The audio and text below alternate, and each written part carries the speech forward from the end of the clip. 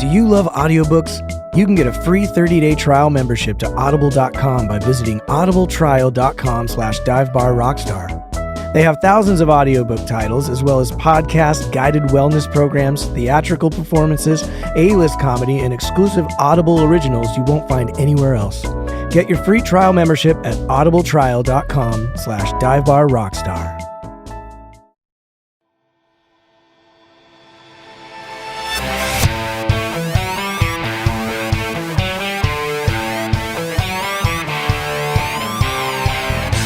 Welcome to the Dive Bar Rockstar podcast, a show exploring the lives of professional musicians of all types, touring musicians, recording artists, songwriters, engineers, bar bands, wedding bands, and anyone making their living in the music industry.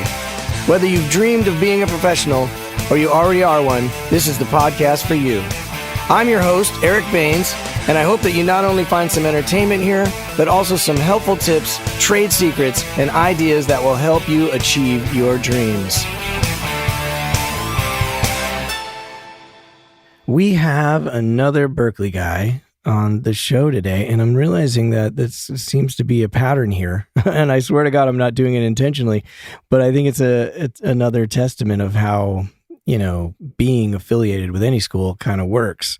I come out here and immediately meet Berklee people because those are my network, and that leads to other Berklee people and other Berklee people. So, I think I'm at 5 out of 12 of the interviews so far have been Berklee folks, but I'm definitely not intentionally doing that and not trying to push the school on anybody, although I would highly recommend it if you can afford to go there because it's an incredible school. But my guest today is a keyboard player and has been the musical director for Avril Lavigne for many years. He's also played with Nuno Bettencourt, Gary Cherone, Perry Farrell, and many more.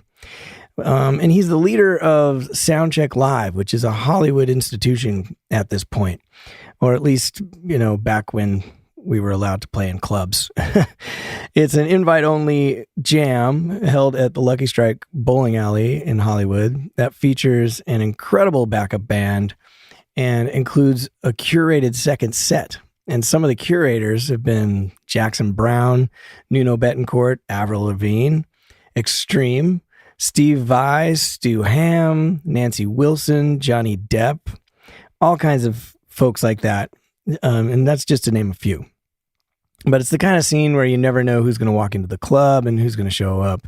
It's an invite-only jam, so it's not generally random people sitting in necessarily, but you never know. And it's a really, really cool thing. And it's a big part of the LA community at this point. He's another extremely hardworking musician. And so I'm really happy to have him on. And please, once again, pardon the sound. We're still dealing with remotes and, social distancing. But I hope that you enjoy my conversation with Steve FERLAZZO. How has the lockdown been for you? Because I know you seem to me like a guy who really likes to be busy. Like you're always going somewhere every time I see you. You know what I mean? So was it an adjustment? So, it was tough for me because, I was literally 5 days from getting on a plane to Europe. Wow. I was in rehearsals with Avril from March 1 to March 6. Wow. Okay. Wow. And literally, and it was funny because we were in these rehearsals knowing that things were like blowing up. And then it was like, at the beginning of March, they already started like the whole thing started out with the no crowds above. Right. That's how it started, Mm-hmm.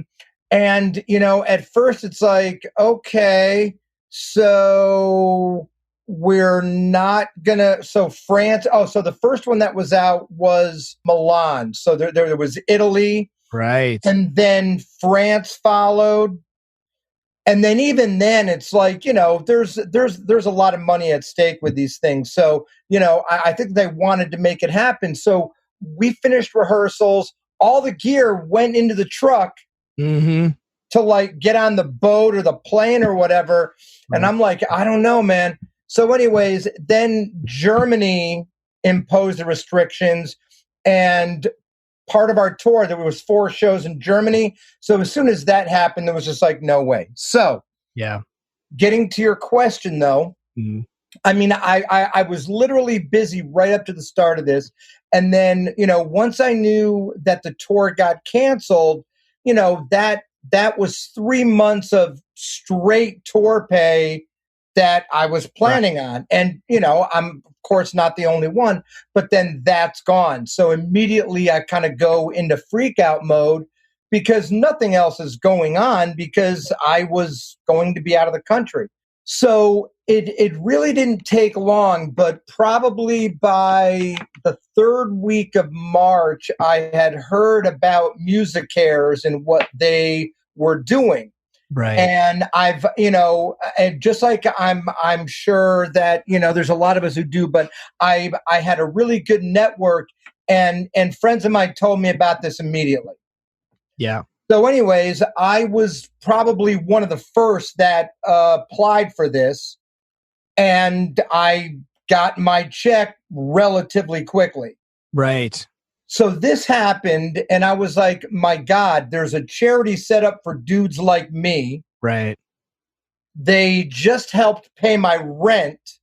I'm sitting at home doing nothing. I need to do something to like give back. Yeah. Yeah. So then immediately go from being in rehearsals with her, tour gets canceled, 2.5 weeks go by. I'm already freaking because I'm doing nothing for 2 weeks, and that's already impossible for me. Right. And then I started the doing the Soundcheck Live Beatles cover. So I went head first into that, and dude, it was literally 12 to 14 hours a day for like 6 weeks.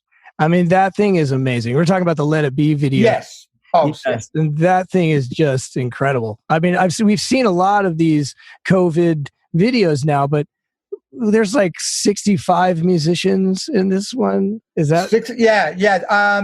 Was it final count? Yeah. As far as like actual performance, I think it was 65, like 7 engineers, and the guy who made the video, you know, did a great job. Yeah. You know, and even that, there was like a lot of back and forth, but it was like, I'm not a video guy. So I kind of, and again, yes, we've seen a bunch of these, but I told them how I wanted it to flow.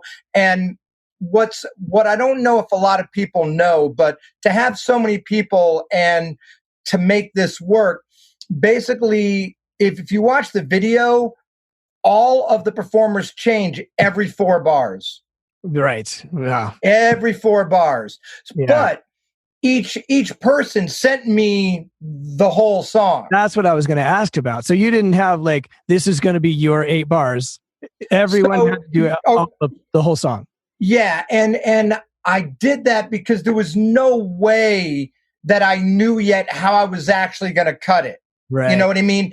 And like, I didn't want to copy and paste, you know, a first 4 bars from a track. And then because the song has a vibe that flows and builds the whole way, right? You know, so there, to be fair, there was only 4 people who didn't track the entire song. That was Avril, Nuno, although Nuno, once he solos, he's in the song until the end. Right. Nuno, and it was the guitar solos, Phil X and Orianthi as well. So, but yeah, I mean, the mandate was, you know, just track the whole thing and then send video.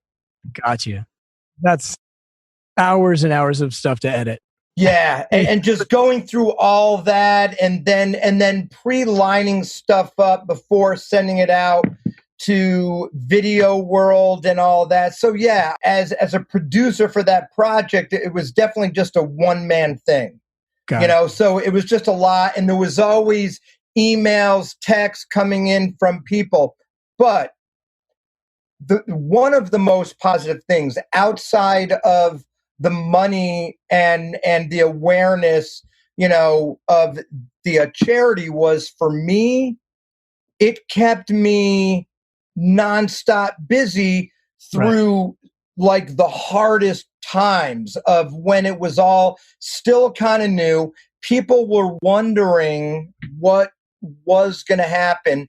And, you know, I mean, while I was doing that, I still, outside of the music cares thing, like while I was doing that, I was in the middle of the process of applying for unemployment and a couple of these other helpful things. I think I'd applied for like, I don't know, four of those whatever grants or whatever. And a couple of them worked out. But it was fortunate for me initially because I had been on salary with Avril the previous year. So I didn't need to go the PUA or PUA type route, you know, which was kind of difficult. The initial frustrating thing about the unemployment is just filling out the application, making sure that you get it right. Well, my thing was I had it from a previous tour. So I had an account, but I didn't remember the password from 7 years ago. So kind of like being not knowing any better, there was like an almost 2-week period where I was waiting, like, know how you like log into a site, you forget your password. There's a button that says forget password. Then they send you an email and you can do your password. So that option was there, but they never got back to me. And I'm like waiting a week for an answer that never came. So anyways, so this is not all about that. But my point was I stayed extremely busy with that. And then by the time it was done, at that point, I'd gotten on to unemployment and watching my expenditures and all that. I was able to maintain. So the process of doing that song at that time was incredibly therapeutic for me and, you know, helped get me through that. And ironically, I think maybe 5 or 6 days after I finished it, the overwhelming thought of depression, that's probably too much of a word because just of now not having a task to focus on. And I was like, what am I going to do now? It's like before I was going 12 hours a day, and now I have all those 12 hours plus the other 8 hours that I'm awake. So, so I hear you. That lasted for about a week. And then I've pretty much been nonstop busy since. Oh, that's great. That's really great. Yeah, I find it's kind of a roller coaster. Even I've been pretty busy myself, but still, it's like, especially if you look at, you know, the news or like Facebook, it's like I wake up and I just don't know what the day's going to be like. Some days are great. Sometimes I think this is the best time of my life because I've been able to do all kinds of things. I've been able to be home. I mean, I've been on the road for 3 years, basically. So it's been a nice break. But then other days when you're like, is this ever going to end? You know, so. Yeah, man, it's that part of it is tough, man. It's tough.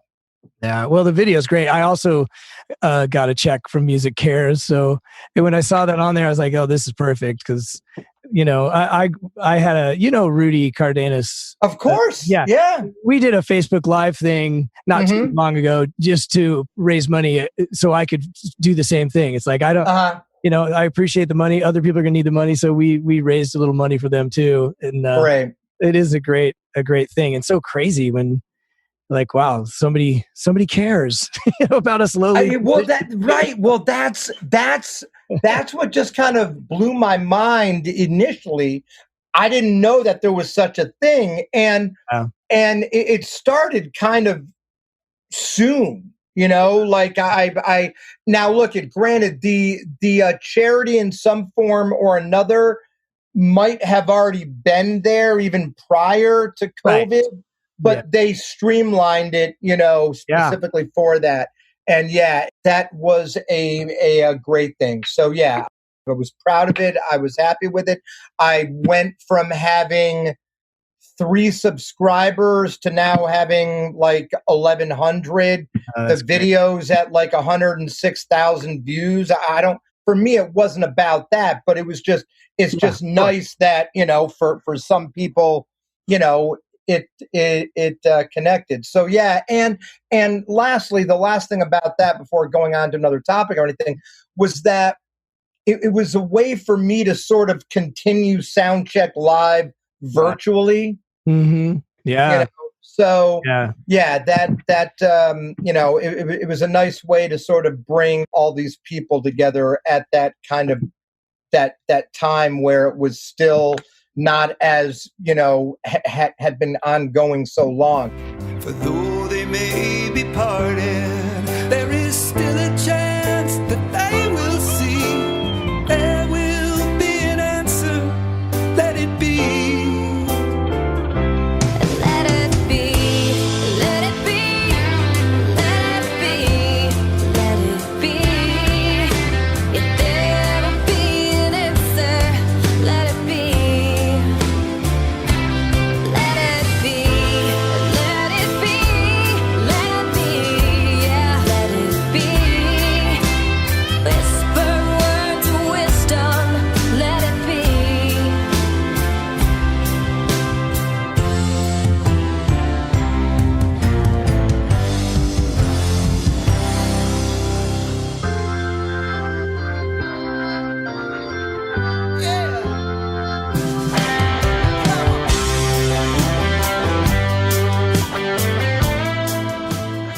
And yeah, man, as far as the Facebook thing, if you look at my feed, there's maybe 4 posts in 2.5 months.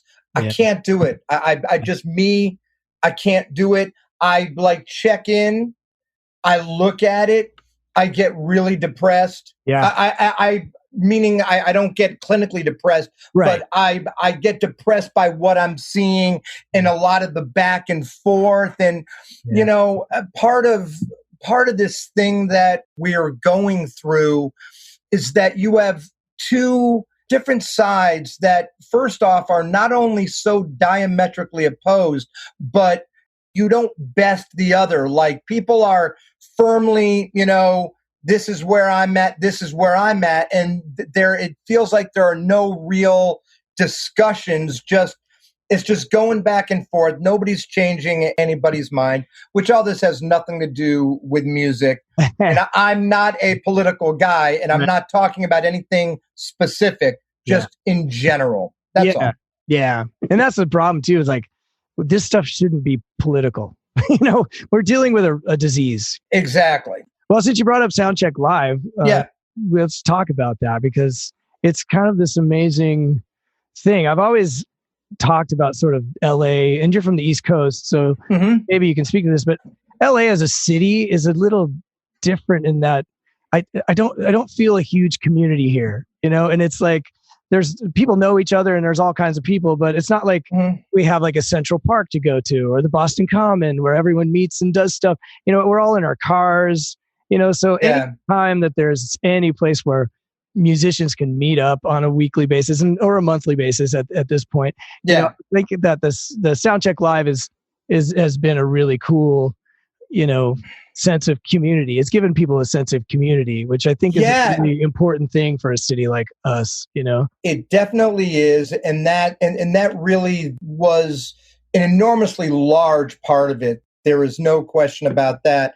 Again, for me, just even doing it, it keeps me busy. It keeps me feeling vital. It keeps me feeling like I'm giving back, just in the sense of having a forum, having a venue, having a place where all of these different types of players, vocalists, and all that, whether you're performing or not, you don't need to be playing. I mean, there's plenty of people that literally just go for the hang. There's some people, they'll check out, a couple of songs, or if there's a special guest, but if they're just in the back talking and hanging and networking, all the better. And one of the things I love most about it is I love hearing when people are getting gigs. Right. Yeah. You know, like literally getting gigs indirectly or directly as a result of either performing at the show. You know, there's always tons of videos and stuff. So people, when there's a particularly good performance, you know, that ends up going up on YouTube, and for some people, it becomes part of their reel. Right. Well, it got me a gig, partially, just, you know, to be honest, because my current gig with Dwight Yoakam, I went in and you let me sing 2 songs one night, and my friend Rudy. Wait. One of them was Lido, right? Yes. Or no? Lido show. Yeah. Lido, and what was I've got a great memory for like all of the performances, and I'm trying to think of the second one, and I can't remember the second one, but I definitely remember Lido, and I was stoked to do that song because I love that song. Yeah. So, anyways, and cool keyboard part too. You got you on that song. Yeah. Totally. Yes. But my friend Rudy, he recorded it. So when Dwight, you know, asked for some video, I was like, oh, I have this performance of. I sent him the other song which I did, which was the Kings of Leon song. Oh yeah. Yes. I can't remember the name of it right now, but I'll correct it later. Anyway, so I sent that to him, and that partially, you know, that was one of the 3 videos I sent to get the gig. And so yeah, I think it provides, because it's a great venue too, the sound system at the Lucky Strike in Hollywood. For those of people who don't know what it is, it's kind of a jam, but it's not really. It's like because it's all sort of pre-planned, and we get to know what we're doing. So it's sort of like what a jam could be if it was highly organized. You know what I mean? It's not like you show up and you sign up on the list, which I've hosted many of those, and most of the time they're just, you know, you get 2 or 3 decent sets, and then the rest of it's a nightmare. Yeah, that's you know, the format of the show is something that I specifically, you know, spent time or whatever, and I, just like you, I've been to those kinds. And I've been to other similar nights in Hollywood and Los Angeles or whatever, and I knew things that I liked and didn't like. And I think, you know, for me, the tendency as being a musical director was getting things extremely organized in advance. Like, I'd send out songs in advance for you to learn. If the song had a fade out, I'd find a live ending, put it onto the MP3, and say, this is it. I just, you know, because the whole idea, and there's a couple of different mindsets as to how these things should go, and none of them are wrong. There's just a different thing. So, you know, I personally wanted Soundcheck Live at its best to be a showcase for either Los Angeles's best, Los Angeles's up and coming, Los Angeles's I'm off the road, but I still love to play and I want to connect with people. And there was a very large touring band sideman type thing, because I'm that as well, you know. And I just always wanted to focus on having the best possible performances. There was still no rehearsals, but it's like, you know, even if I'm, you know, in a band, or if I'm filling in or MDing something, to me, it's always about the homework, you know. And I was kind of big on, if you don't have time to do the homework, just tell me, we'll get you in another time. Right. You know, and the one thing that I didn't like is when I would see people in the corner 10 minutes before with the headphones on, you know. And then also, and again, because it was weekly and I went to monthly, part of that was to have a longer planning curve. You know what I mean? And, you know, and also because of that, I usually wouldn't have the same people at each show. Like I generally, especially vocalists, try and spread them out every few months, So Right. like, especially for vocalists, while there were still other things going on around town for this particular night, it was like every few months. Now, as far as players, Yeah. when it's 2 days before and Johnny so-and-so got a session gig, which I never give anybody shit about, because that's why this is what all of us do. Right. Just let me know as soon as you can. So, and then that's when I would probably have somebody that I just had the last time, because they can learn the song Hands Cold in like a couple hours, show up and kill it. Right. So, yeah. Well, that's interesting, because that's I've talked about that before already on my short little podcast here, but because I'm the same way. Like, homework is so important, and a lot of people don't realize. I've always, sometimes you show up on a gig and guys don't know what they're doing, and you just think, what were you thinking about on the way here in the car? Like, what did you think was going to happen? You knew we were going to play these songs, so to have that be a part of this jam where you're going there to maybe get a gig or to maybe meet people, but you're also forced to do your homework and to prove that you're somebody hireable. You know what I mean? Bingo. Thank you. Yeah. That is definitely part of it. That is definitely part of it. Yes. And we're talking 50, 60 musicians a night. Like, yep. And it runs like a machine. It's pretty brilliant. That's also thanks in large part due to my wonderful wife, Kim, who takes care of everything backstage and all of that, and getting people where they're supposed to be and all that. And I couldn't do it if not for her. And that's also been great for us as a married couple, that there's something musical that I'm doing that's a large part of my life while I'm in town. And Kim is just as much part of that. And because I'm on stage and she's back, or I'm running around, it's not like there's like no clashing. On that night, she does her thing. She does a great job of it. Yeah. I do my thing. And if I'm not on stage, I look like a chicken that's running around and got his head cut off. And that's where I'm very comfortable. Wow. I'm very comfortable running all over the place. Yes, that's true. Well, you beat me to the punch. I was actually going to bring her up, because it's also, this is a hard business on relationships, and especially when you're a touring guy. And how you guys have been together a long time, dude, a very long time. Check this out. We first started dating like 30 years ago.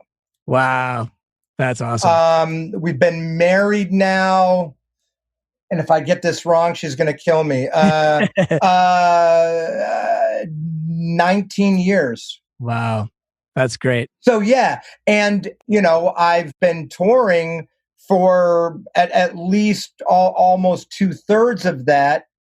And, I mean, there's tons of ups and downs, just like everybody has. Yeah. But, we've been very fortunate, that we found, a lot of great ways to make this thing work or whatever. And as I said, like touring wise, I can't take her on tour and put her in the bus with me. I'll fly her out to some certain places, of course, for like, a week or so.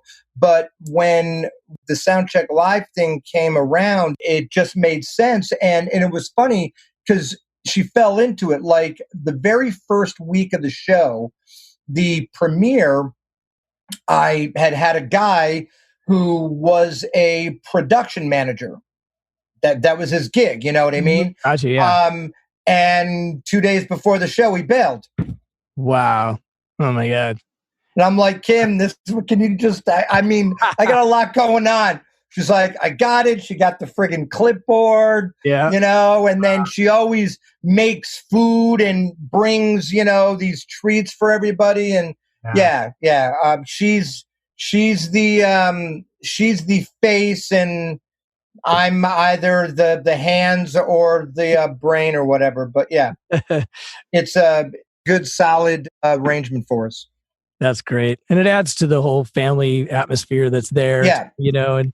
and it's also kind of a crazy scene because like you have legit Sunset Strip older rock guys there that are still dressed in the garb that they owned in the 80s, and then and even though it's mainly a rock based kind of jam, there it's pretty versatile. I did Lido Shuffle, and you've got horns and you got strings sometimes, and so it makes for a really diverse crowd, which is kind of cool too, and it's such an odd thing because it's in a bowling alley as well. So I don't know but the sound system, dude, is great. It's amazing. It's like being at a rock concert for sure. Yeah.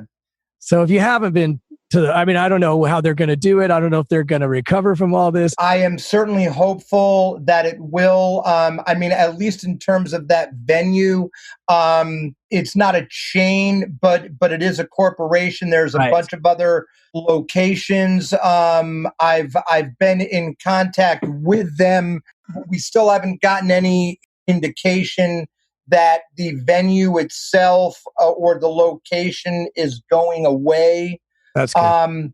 But, just like anything else, it's just not safe yet. Yeah, exactly. And I don't want to do it if it's not safe, Yeah.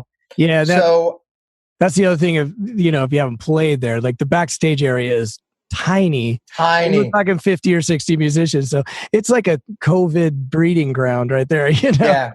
It would definitely be not the great. And you also do a guest set, like a curator set in the middle. And you've had like unbelievable people, like 7 rock and roll Hall of Famers. No, 8. Yeah. Wow. It's incredible. Johnny Jackson. Yeah. Stu Hamm was always showing up, which is one of my heroes from my Berkeley days. And totally. By Nuno Bettencourt, of course, they're often. So what have been like your favorite lineups over the there's lineups, there's certain nights, there's certain guest curated sets, and a few themes. The first amazing one, and probably in my top 3 or top 2, was our Prince night. Oh, yes. I think it was a couple, like two weeks maybe after he had passed, and I don't make it. I don't, and I strongly dislike racing to do some kind of show right after something like that. But for this, I'm not lying to you. I cried for like 5 days. Like, I'm a grown man. Right. I had such a connection to Prince all through my entire life. Wow. That just the prospect of that happening. I know it's different for different artists, for people, but like literally, I was literally like, and then that night I'm crying on and off or whatever.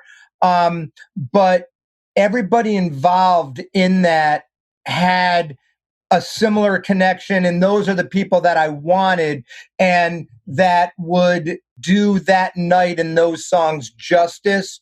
And I really feel that was the case. The craziest thing, true story, I guess, apparently, one of the last songs of the night, obviously, was Purple Rain. Mm-hmm. Swear to God, we started the song and it started raining. And it hadn't rained prior to that. Right. So that was crazy. So that'd be one. Another really crazy, ambitious night was doing The Wall. Yes, I sang back entirety. Yeah. Oh, yeah, you did. Yeah. from top to a bottom. We had Roger Waters' son. We literally brought a B3 in. And I had the horns, the strings, the background singers. It was amazing. And that's another, favorite band of mine, Jackson Browne. Yeah. I mean, an entire set of Jackson Browne, like the dude is Jackson Browne. And he came in and we just backed him up and he was incredible. He was incredible. And then, there's been no less than probably 3 of Nuno's sets, because I've known Nuno going back to Boston prior to Extreme even being signed. I've known him for many years. He's a great friend. I was in a band for 5.5 years with him. Right. And I knew when I started Soundcheck Live and wanted to have this whole guest curated set, and I knew exactly in my mind how I hoped that certain artists would approach it. Mm-hmm. He was the epitome of that. Like, I don't believe to date we've ever done one Extreme song ever, because the whole idea was that's your day job. Like, I want that set to be something that you've always wanted to do, but there just wasn't the right venue, time, or place. And you can bring in whoever you want, but I will do whatever is needed player wise to make that vision happen. Right. So yeah, there was a lot of amazing performances. There was one, it was Nuno, Steve Vai, Tom Morello, Kotzen on guitar, Stu Ham on bass, Sobel on drums. It was just, it was incredible. Yeah. And not even just those kinds of moments, like, another, even just a song that stands out, doing Mama by Genesis with Jude Crossan singing. One of my favorite, my favorite performances. I mean, he's a great vocalist or whatever. Yeah, but yeah, there's just been so many, and I'm just fortunate and blessed that somebody lets me put these things together. Right. What's the matter with them? Oh man. Well, and I drink for free. Yeah, come on. That's the key right there. This is called the Dive Bar Rockstar podcast. So yes, free drinking is what I'm all about. Nice. Some would say, what's wrong with you for wanting to do all that work? It's amazing because, like I said, it's so organized. I mean, I can't imagine the time that you spend on it when you were doing it weekly, especially. But it always, that was a killer, dude. It was just killing me. I mean, it was like 50 hours a week, every single week, and I wasn't getting calls, like, because it was weekly, and then I went to monthly, and everybody's like, well, how come you're doing it monthly? Because I don't make money at that gig. I get a small amount, but I can't pay my bills off that. Right. And because I was spending so much time on that, people wouldn't even give me the benefit of the doubt of calling me for a gig because they just automatically assumed I was too busy. It's kind of like being on the road too much, You're out of sight, out of mind. And then I went monthly, and inside of the first month, I started getting calls. So everything panned out. So that's great. Well, the other thing that's amazing about it is that you're not from LA, and you're hosting this amazing LA event, which is, cool. But you grew up in New York, right? And then you were in Boston. I was raised in New York, and then I left there to go to Berkeley.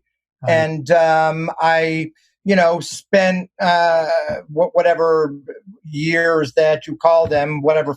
It's funny because I came from a small town in Schenectady, New York. Yeah. So like me getting to Boston, was everything that I wanted, because the alternative was dragging a keg into the woods for a bonfire.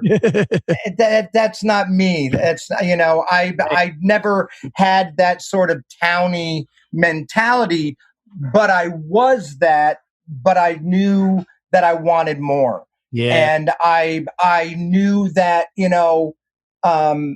that as soon as I got to Berkeley, that my path was going to be learning, observing, adapting, learning how to socially interact, and knowing that, it starts with the ability, no question.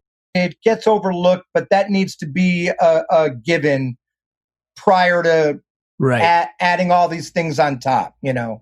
The play. But yes, 100% there. And then, you know, from there, it's like, how do you become hireable, marketable, or how do you get your message out or what you have to offer? You know, yeah. So I love Boston. I mean, Yeah. it's a shell of what it was. Mm. And there was a great scene there. There was a great, vibrant scene there for quite some time. And you know, it's not there. You know what I mean? There's still a couple places here and there. As a matter of fact, I think two of the jazz clubs are still hanging on: Scullers and Riles. Got you. Yeah, I used to play Scullers all the time. There you go. I was kind of the same way. But I came from Broomfield, Colorado, where I grew up. And anytime you have broom and field in the name of your town, dude, gotta go. I'm a dive bar rock star. I have to confess something. I love books, but I don't love reading. And it's been something that I've wrestled with since I was a kid. You know, I can read. I have read books, but they're very time consuming, and I've spent most of my time trying to build a music career, which takes a lot of time. But one thing I definitely do a lot of is drive in LA traffic on my way to a gig. And there's a solution that combines those two situations, and that's called Audible.com. Audible has thousands of audiobook titles, and you can listen offline anywhere, anytime. The app is free and can be installed on all smartphones and tablets. And they have just a ton of music-related titles, like All You Need to Know About the Music Business by Donald S. Passman, How Music Works by David Byrne, or Music Production Secrets by Calvin Carter. And you can get a free 30-day trial right now if you visit audibletrial.com/divebarrockstar. That's audibletrial.com/divebarrockstar. I'd like to take a second to thank you for listening to the Dive Bar Rockstar podcast. As a new podcast, getting the word out is a vital part of what it takes to keep the show on the road, or off the road, as the current case may be. If you would like to support the podcast, all you got to do is subscribe wherever you listen. And if you have an extra minute or two, please leave a review. You can also share and follow the podcast on your social media apps. Okay, enough begging. I hope you're having fun. And once again, thank you for listening. But I was the same way. I was like, I couldn't wait to get this, because I was born in Poughkeepsie, New York, and my family was all there. So I was my whole life's quest was just to get back to New York, you know, and like to the city. So Boston was like the kinder, gentler New York at the time, you know. Sure, yeah. So yeah, I really loved it there. And did you get a lot out of Berkeley? Did you enjoy your time there? I did. You know, I didn't graduate, which is not an uncommon thing there. But it's funny, man. I got more than I possibly could have realized as the years passed. You know, when I first got there, my very first term or semester there, there was a lot that I tested out of, because I had had a lot of training in theory. Right. And so initially I tested out of a lot of stuff, but even the stuff where I started at that time, it came pretty easy to me. Mm-hmm. All right. And I'm not going to lie, at that age and just getting there and coming from where I was to the big city, not the Big Apple, but, you know, as far as I was concerned, this is it. And, you know, the hair and I'm not going to lie, I wanted to be a rock star, man. I got in, you know, and I was like, okay, so we got this going on, that going on, gear. What gear do I, you know what I mean? Yeah. And the funny thing was, a month into being in Berkeley, I ended up getting into the band that I was in and remained in until grunge destroyed it all. Right. Wow. But yeah, no, I just,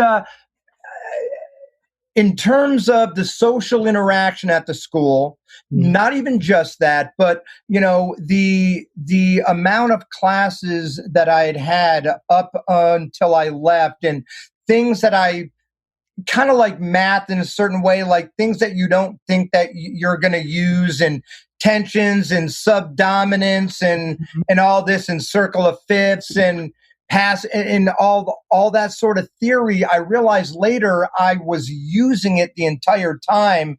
I just wasn't using it as in I'm writing a chart. And the reason why I'm going to this chord is because it functions as a subdominant, but my mind just knew that, from that training and theory. And it's funny because later I sort of not to relearn, but I reacquainted myself with all that specific theory. You know what I mean? And then because it was like, you take what you've learned and then you develop it or whatever. But then, it's like I kind of wanted to go back and sort of realize why I'm doing this and that. And it was funny because I had saved my books. A harmony 1 through 4, jazz harmony, counterpoint, ranging, all that stuff. Yeah. I was in the early stages of the synth program. Okay, I was going to ask you. You do a lot of programming. That's kind of one of your things. And so you took that at Berkeley.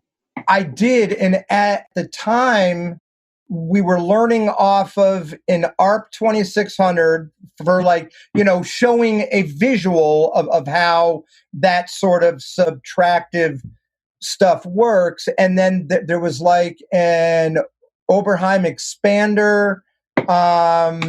Trying to remember the other synths that were there. But then, and it was funny, at that time, I don't even know if there was Pro Tools, man. No, it couldn't have been. Vision. I don't remember that. No, exactly. Vision is what became Digital Performer, Mark of Unicorn. Right. It was a company that is still based out of Cambridge. Oh, wow. So they actually, they had all that software. So I was definitely into the programming and sound design thing very early on. So, and then what brought you out to LA? Was that Nuno? Oh, so I'll tell the shortest version of the story as I can. So again, I had just finished producing and co-writing a record with Gary Sharon, which was his first album right after Van Halen. Got you. So he had left Van Halen. He wanted to do something different. And at the time, I was, and I still am, but I was very much into Nine Inch Nails and industrial. And I had produced a couple of artists in that vein already by that time. And I, of course, had known Gary as well. And he wanted to have a certain, like half of the record was that. Mm-hmm. Half of it was more acoustic, organic type kind of thing. So anyways, so I had done that. And we had done some touring, and that had ran its course. At that point, Nuno had moved to LA, and he assumed that the easiest thing would be to put together a band of musicians from LA. So he had just finished a record called Population One, where he sang and played everything on the entire record. Wow. And then he had a decent sized tour in Asia, and he had to put a band together. So he had all these auditions, and he was auditioning keyboard players already. His drummer was already from Boston or from Hudson, Mass. He had moved out. And the bass player that we used on that run was Phil Bino. Phil is an LA guy now. He was a Boston guy. One of the most notable things is he toured with Steve Vai for quite some time. Gotcha. Him and Mike Mangini. Got you. Yes. So, And Phil was also from the East Coast, so already he's trying to put together an LA band. He has a Massachusetts drummer, a Massachusetts bass player, and that tour we also had a rhythm guitar player. He was also from Massachusetts. So anyway, so now he's trying out keyboard players, and then he auditioned for like a couple of days, and then I ended up getting a call. He's like, "Listen, I need you to learn 30 songs, to program all the songs, learn all of the background vocals in a week and a half. I'll send you the tracks. Here's the keyboards I used. Go and rent that keyboard and get all the sounds. Come out. We'll do 4 rehearsals and then go." Wow. So at that point, I wasn't living in LA, but for the next 2.5 years, I was still touring with Nuno. While I was out on the East Coast, and I would fly in for rehearsals and then go. But each time I went to LA, I'm like, it's got to happen. And it's funny because the only reason why I hadn't done it sooner is I had known so many people from the East Coast that had moved out to LA just thinking they were going to be rock stars in 6 months. And I just heard all these horror stories from them. Yeah. But these were their stories, Right. And it was kind of unfortunate for me, only in the sense that I let their stories stop me from doing what I should have done many years prior. Right. And of course, saying that, the bottom line is things happen when they're supposed to happen. And if it hadn't happened exactly how it did, who knows? You know what I mean? Yeah. Maybe things could have been exponentially better. Maybe things could have been exponentially worse. I don't know. But the bottom line was, so that was that. So then finally I'm like, I just gotta move to LA. Kim didn't want to do it initially. Mm-hmm. Kim had already lived in Los Angeles years prior, did not have the best time in the world. Mm-hmm. But I was like, look, this is where I need to be for us to have the kind of life doing what I do to have the most impact moving forward. So, she agreed to do it, and I wanted to be smart about it. I didn't just want to come out here hoping things were going to happen. So I think there was like a 4 to 6 month lead period before moving out. Mm-hmm. Started making all my calls in advance for like work. Moved to LA December 23rd. December 26th, I was in my car heading to Desmond Child's office to pick up a track for Hillary Duff. So I started working with a writer who was working on her record, and I started doing production work there. Like as soon as I got here. Wow! I'd been doing that for like 6 or 7 months. And then it kind of came to the point where the studio guys were like, well, if this is what you want to do, you need to let that other thing go. You're going to do great if you come in this world.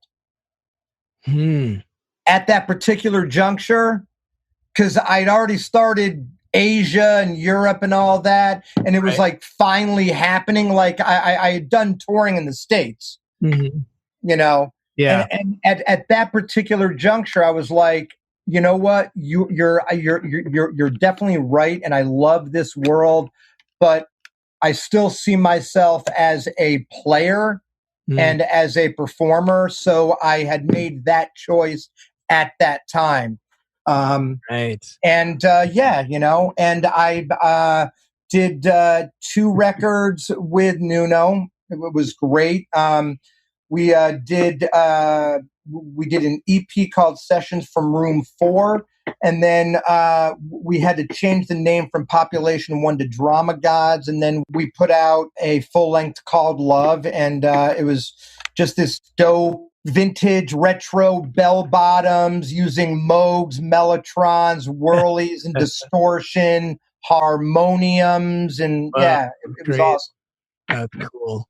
Yeah. And so you worked with Gary Cherone and Nuno after Extreme had kind of broken up. Was there any was that they were obviously still civil? It wasn't like a bad. Yeah. It was weird because like for a while I was the missing link because so the record with Gary, the band was Gary, Pat Badger from Extreme, and Mike Mangini.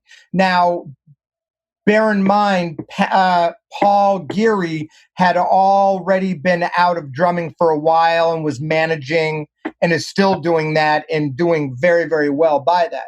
So at that point, Extreme was broken up, and the last drummer on record was Mike Mangini. Gotcha. Right. So we did that, and then after the Gary thing, it was Nuno. But the interesting thing is, I've never toured with Extreme. I've done some things with Extreme, but you know that band, as much as I've known all those guys and I get along extremely well, and I've written with Nuno, I've written with Gary. Extreme is Extreme. Yeah. You know. Right. So. Yeah. But you know, I've been fortunate to be involved in a great number of projects with Nuno since.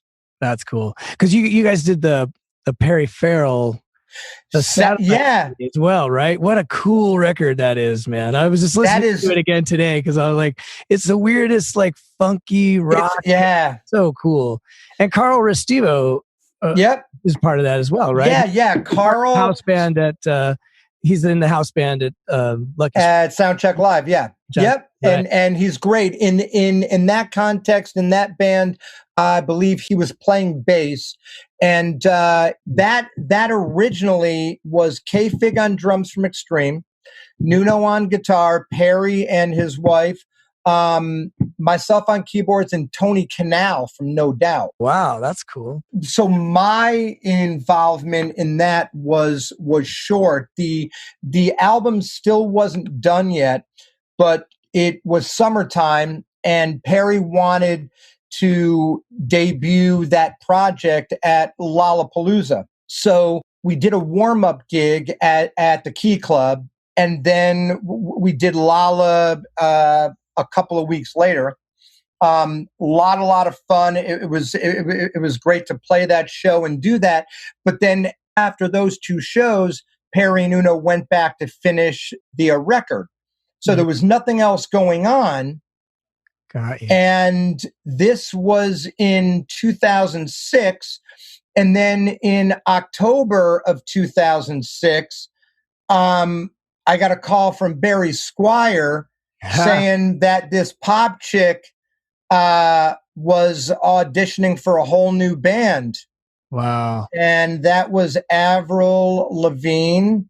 And that's been my gig since, man. Wow. That's great. So you came out here and just took off pretty much. Right. Wow. So you've been with Avril for a long time. Since January, well, officially since January of 2007. Wow, that's great. So she's obviously pretty loyal to her band and to her. Yeah. Well, now having said so, yes, and that's very much true. At this point, I'm the only one left from that original band, which that was Steve Feckety, Jim McGorman, Al Berry, and Rodney Howard. Rodney was a New York guy. Al Berry, bass player, had done a few tours with Kelly Clarkson. Got you. And to that, he just left recently. Yeah. Yep. So how is she to work with? Great. She's extremely cool. She is an extroverted introvert, when she's around the people that she knows best and feels comfortable, she is an absolute blast. And, always the best time, always have a great time on tour. But she's very protective of her brand, which she should be. Yeah, that's good. And on top of that, the whole thing was our last tour before her latest record, Head Above Water. The last tour is when she got Lyme's disease. Oh. And so, she kind of had to take things easy. So right. It was 5 years almost until she put out the last record. Gotcha. But from it, the songs and lyrics and all that speak strongly to what she had dealt with and what she was going through and all that, Right. So it was a different kind of vibe. The record was a little bit more kind of serious or whatever. It wasn't like, hey, you, like pom-poms cheerleaders. But the music had evolved, and it was a blast, putting those tracks for a live band. I was just so bummed when the tour got canceled, man. Yeah. But she's great to work for. Is she hands-on with the music? When it comes to the records, of course, she's extremely hands-on. So in terms of the arrangements on tour and all that, so basically the process starts out before any of the other guys in the band. I get the stems, and because I've been touring so long with her, I kind of go back and I look at past tours, and I look at set lists. I've looked at arrangements that have worked. I especially look at arrangements that have been the same for 8 years, and then try and turn those on their head, because I'm conscious of wanting her to give a performance and an experience for her fans that is familiar but not punched in. Got you. So the starting process is we'll start on a master list of songs for the tour or whatever, and then we'll narrow that down a bit, and then I'll start to work on arrangements and do mock-ups for the whole show. Got you. Go back and forth with her, and then once that's good, then I start sending the stems to all the guys in the band, like a bass up stem, or for guitars, just to save time. It'll be one guitar on left and one guitar on right or whatever. And I'm very picky about tones and drum sounds and bass sounds. And this was the first tour that had no amps. Oh, got you. Yeah. So now especially our bass player Maddie had a Helix. Our lead guitar player had a Helix, and our rhythm/acoustic guy had a Kemper. Yeah. And my rig was insane. So basically, I was playing keyboards, singing backup vocals, MDing, running the backing tracks, and sending video out. Oh, wow. All that from my stage position, and then had an MD mic with a few switches on the ground. One is just to talk to the band, one's just to talk to Avril, and one is to talk to everybody. Wow. So it's like mission control. That sounds like you. It definitely plays into my madness. So. It's good to have, like, those gigs that last a long time like that, because especially with the pop thing, they come and go fast. Yeah, dude. I never, coming into it, I never thought. You just figure so this pop gig comes or whatever, or the next gig comes up, and if it happens that this one's going back out and you're around and it works out great. It's odd because it's not like she's constantly busy, right? But there has been a certain loyalty that when she's ready to do something, it's like, I want to make it happen so that I can do it. Right. For sure. Yeah. Well, shoot, man, you came out to LA, you took over the town, and it's it's pretty awesome. So what do you think, what's the key to your success? What would you tell an up and coming person? I mean, it's such a different world now than when we both came out here. But what do you think? Why do you think people hire you? I don't know. No,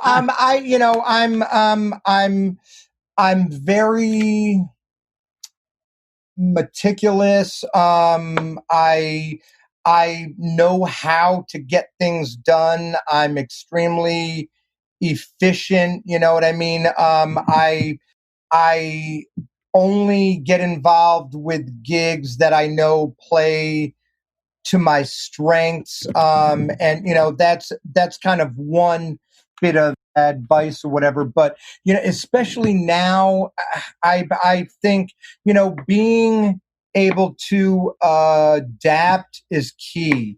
One gig might call for this, the next gig might call for that. So, one of the main things for me is I built up a wide range of skill sets with the hope that whether it's touring or whether it's a studio gig or whether it's an in-town gig or whether it's a sound design gig or whatever, that I have those different sort of skill sets, because I just look at, I'm at the best, I'm not a star or whatever. I'm not going to be the focal point.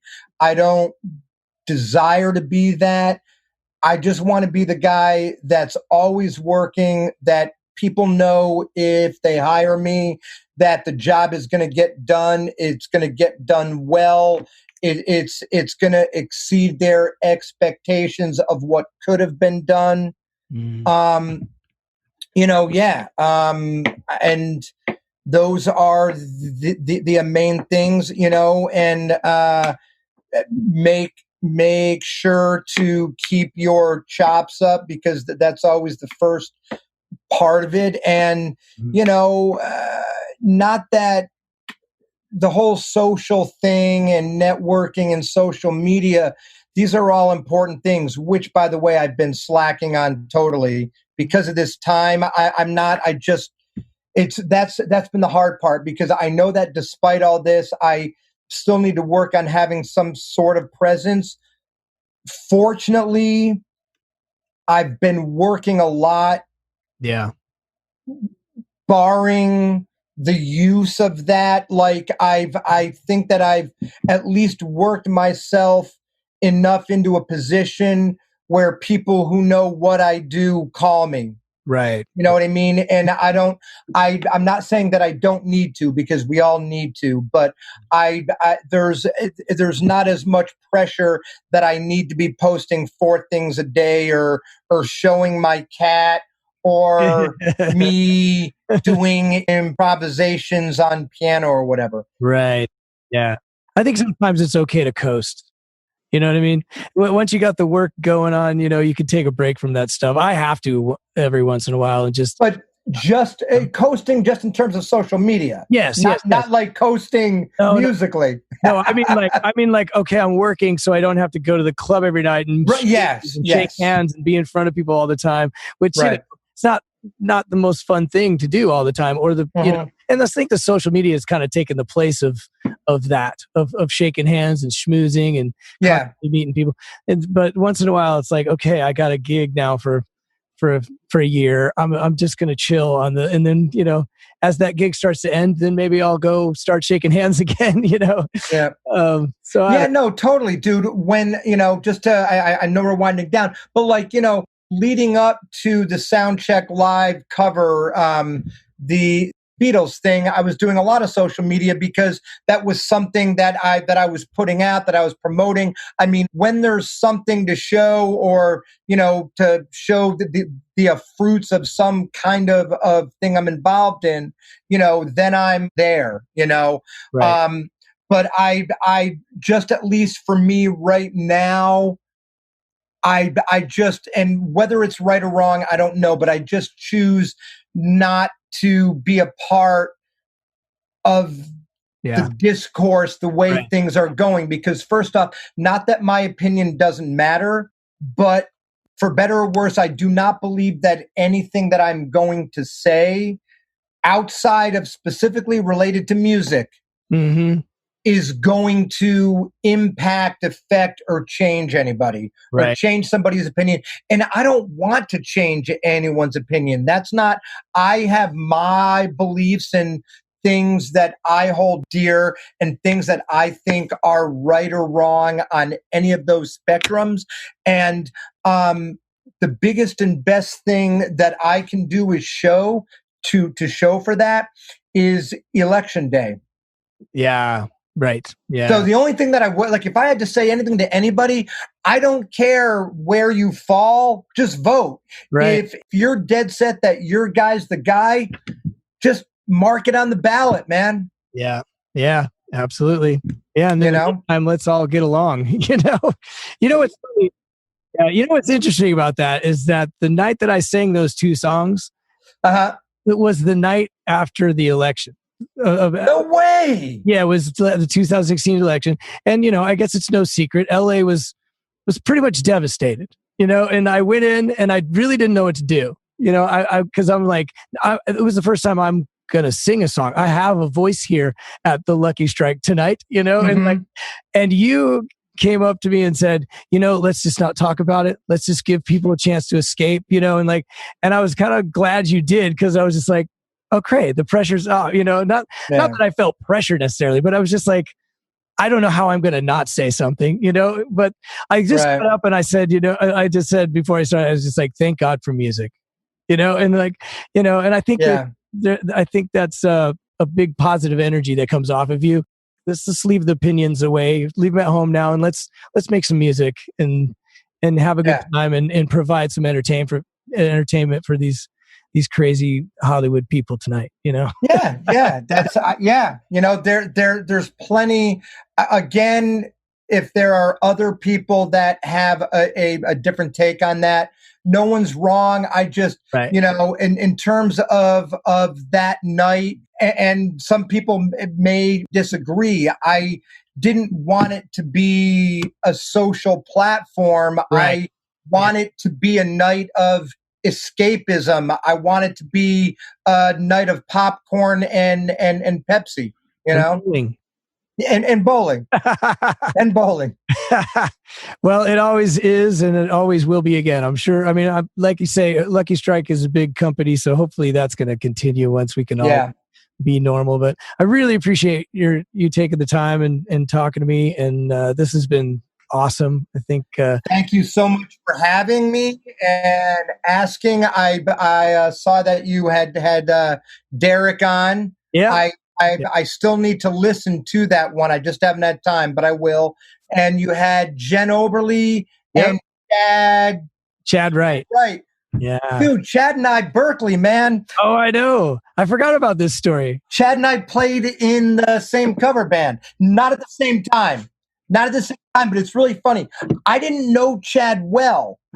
Chad was a little bit before my time, but there was some friends that we had that were mutual, and the one thing I took from him, I swear it's so bizarre. I remember him saying, that he was in this cover band called the Cat Tunes, and it was like the highest paying cover gig in Massachusetts. And that was like 7 years before I got a call. And then I'd gotten a call about it. And I hate to keep going on. We're finishing up, but it's a funny story. Funny story. So at the time I was living in Massachusetts. My wife and I had just bought a house in Providence, Rhode Island. Mm-hmm. Okay.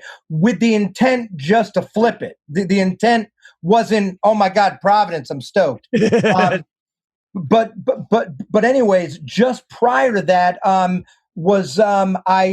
think at the time I was still doing stuff with Nuno, but it was like tours in the summer or whatever. So I had taken a gig, very short-lived, at the Guitar Center on Com Ave. Gotcha. And it was funny because I didn't particularly like it, but I was very knowledgeable about gear. So I came in and in 2 months, I was the top selling sales guy. But not because I was a good salesman. I can't even speak well. I just knew the gear, and I'm very passionate. Passionate about the gear. So I'm working at Guitar Center, and then I'm moving to Rhode Island. I told management, I'm looking. It's like, hey guys, thanks a lot. I appreciate it, but I'm moving. And they're like, well, we've got a location. And I'm like, your location in Rhode Island is going to be nothing like Com Ave. So I made the move. And then a manager makes one last ditch thing to call me. And he's like, okay, you don't like Providence. Why don't you still work at Com Ave? We'll pay for your gas. We'll pay you a travel stipend. Wow. And then he's like, oh yeah, by the way, some dude came in, was asking about you. There's some cover band that was looking for a keyboard player. And I was like, I'm not taking the gig. Give me the dude's phone number. And I did that cover gig for pretty much up until I moved out here. Wow. And so pretty much, I don't know, for the past 25 years, I don't think that I've done any work that hasn't been directly music related. Wow. That's amazing. That's so funny. Yeah, we talk all about it on his podcast. Oh, we that's funny. We don't mention you, but he talks about, his time with them and how much it paid and stuff. It was pretty crazy. Oh, really? He did mention that. Yeah, that's awesome. Yeah, well, yeah. The funny thing is that I don't remember the year, but I was playing at Scullers with Keiko Matsui one time. Yeah. Dad and his brother Shay, he has a twin brother. Yeah, of course. Yeah. And his wife Noriko were playing a gig in Boston as well with Richard Street from the Temptations. Yeah, who I also used to play with. But anyway, so I get over my gig, he gets over there. We all get in their rented car and drive out to Quincy, Mass to see Cat Tunes. And I'm pretty sure you were still in the band at that point. Yeah. Oh my God. I totally was. I remember that is the gig. The venue was a place called the Beachcomber, I think. Yes, Beachcomber. That's exactly right. The Beachcomber in Quincy. Yeah, oh my God. I don't remember. I don't remember meeting you necessarily, but I saw you guys. Same here, but it was great. Yeah. So we go way back, man. Yeah, man. Awesome. Anyways, well, thanks again, man. This has been totally great. And I can't wait for things to start back up again, obviously. Same here, man. And, we just got to stay busy. This podcast is great. You know what I mean? It's a way to stay connected. So it's awesome, man. And once again, thank you so much for having me. I appreciate it. I'm a rock star. Well, that was just jam-packed with lessons, I thought. But a couple of them that stuck out to me. The first one was, don't let other people's stories stop you. And that's such a big thing because, LA can be a very scary, awful place, but it's not necessarily going to be for you. Everyone's set of circumstances and likes and dislikes are different. And maybe their personality or what they enjoy, maybe they missed winter, but that's not necessarily going to be you. And believe me, before I came out here, I heard horror story after horror story, especially if you live in a smaller place. That's more likely what you're going to hear. But it's been wonderful for me, and it's an amazing city. It's a tough city. Be prepared, but don't be scared. The second thing that he brought up that I really enjoyed was the playing always comes first. And he said it often gets overlooked, which is true. You got to have a look, you got to have a good personality. We talk about all that other stuff a lot on the podcast. But at the end of the day, if you can't play, you can't play. Like the playing has to be number one. And growing up in a small town, I always heard things like, you'd see somebody on MTV and you'd be like, oh, I could do that gig. Well, yeah, you probably could do that gig, but the guy that has that gig is badass, or sometimes people call from other places and say, hey, if you know anybody who needs a good rhythm guitar player, let me know. And the thing of it is, people aren't looking for an okay guitar player. We're in LA. There's hundreds of great guitar players to choose from. And why would you pick a mediocre guy? Not that you don't have something to offer, and that doesn't even mean that you won't be able to get a good gig if you come here, at whatever skill level you're at. But if you want to really give yourself the best chance to succeed, you need to be the best player that you can be. I always use the mantra, the best players get the best gigs. And it's not always necessarily true, for sure. But if you think that way, you'll have a much better chance at working, because you're going to, be motivated to be the best player that you can possibly be. And that's really your insurance. I've never heard anyone say, I didn't hire him because he was too good. The charity that we mentioned is called Music Cares, and it was actually established in 1989 by the National Academy of Recording Arts and Sciences, which are the people who give out Grammys.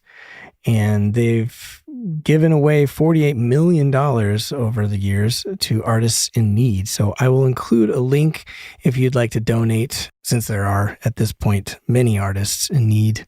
The Kings of Leon song that we couldn't think of is called Use Somebody, that I sang at the Soundcheck Live Jam at the Lucky Strike.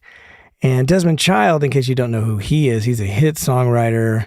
He co-wrote like Living on a Prayer by Bon Jovi and Dude Looks Like a Lady by Aerosmith, and tons of other hits, so look him up. And Barry Squire is a guy in town who finds players for recently signed artists, or like also big artists, and puts bands together for them.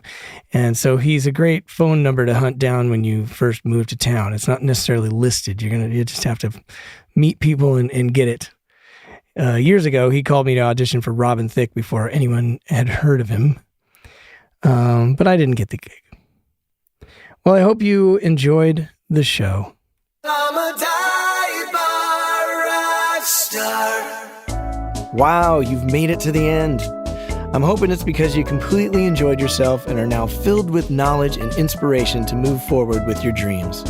If that is the case and you would like to stay informed of new episodes, live events, and general news, please go to divebarrockstar.com and sign up for the mailing list. If you have any questions, comments, corrections, or complaints about anything you hear on the show, please email me at fanmail@divebarrockstar.com, and you may even end up on the show.